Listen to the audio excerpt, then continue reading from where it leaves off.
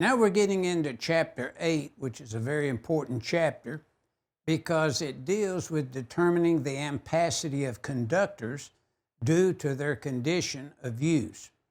Now, the illustration that we're reviewing right now deals with ambient temperature. In accordance with the NEC section 310.14, A is in Apple 3, informational note 1, item 1. Now, notice that in the NEC loop, we have table 310.16, 310.14A2 exception, 310.14A3 informational note 1, item 1, and 110.14C1 and C2.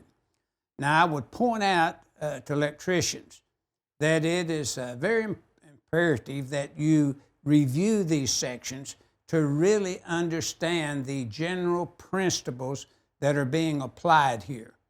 But notice in this ambient type temperature of 101 degrees Fahrenheit, we are routing through an ambient temperature of 101 degrees Fahrenheit.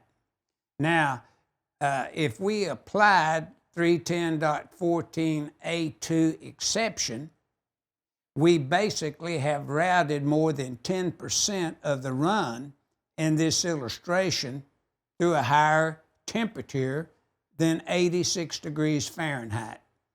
Now, many times, designers, sometimes as well as many electricians, will call and say, hey, James, said, where in the code does it even talk about this ambient temperature of 86 degrees Fahrenheit limitation and 3 or less current carrying conductors?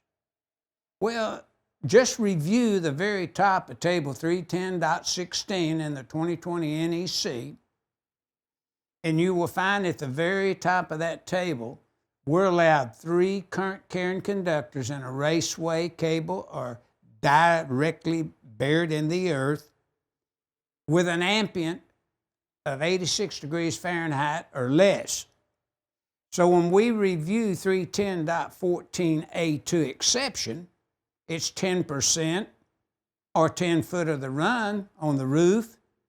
And then the ASHRAE Fundamental Handbook kind of suggests that it's 10% of the run. We recommend 10% of the run. So if you had 100 foot from the panel over to the equipment, take 10% of that, you're allowed 10 feet. Well, that fully complies with 10 foot or 10%, whichever.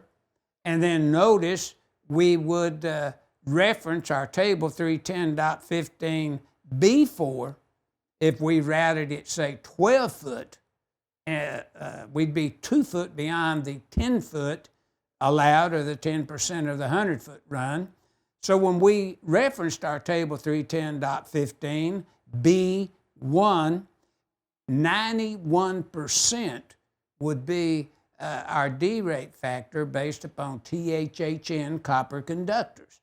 So we would have to D-rate the ampacity of the number 12 conductors that are routed in this raceway. We would have to D-rate 91% of the number 12 ampacity based upon the terminals of 60 or 75 degrees C that are outlined in 110.14C.